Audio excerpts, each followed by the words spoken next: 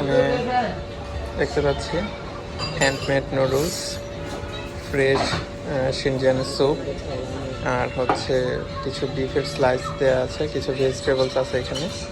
এগুলো হচ্ছে ক্যাবেজের আচার, বাঁধাকপির আচার। একটা মানে শুকনা না, কেমন জানি আচারের মতো টক টক লাগে, খুবই ভালো লাগে আমার কাছে এটা। এখানে এক ধরনের সস দেওয়া থাকে, এটা ভিনেগার, এটা টক আর সসের মতো অনেকটা।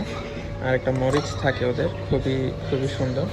এই যে মরিচটা, এটা হচ্ছে চায়নার ফেভারিট, সবাই খুব পছন্দ করে। খুব বেশি ঝাল না, কিন্তু একটা ফ্লেভার আছে, সাথে তিল মিক্স করা। আমি একটু নিয়েছি, ঠিক আছে। দেখে তো মানে ভয় পাওয়ার কিছু নাই, এখানে ঝাল নাই, জাস্ট ফ্লেভারের জন্য ইউজ করা হয় এটা।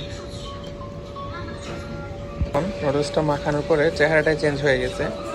আর এই যে জিনিসটার কথা বললাম, যে বাঁধাকপির যে জিনিসটা আচারের মতো, এটাকে আপনারা অনেকে চিনতে পারেন। কোরিয়াতে এটা ইউজ করা হয় কিমচি নামে, তো চায়নাতে কিমচি বলে না, এটার ধরনটা একটু ডিফারেন্ট, কারণ কোরিয়ানরা মরিচ দিয়ে এটাকে ম্যারিনেট করে রাখে।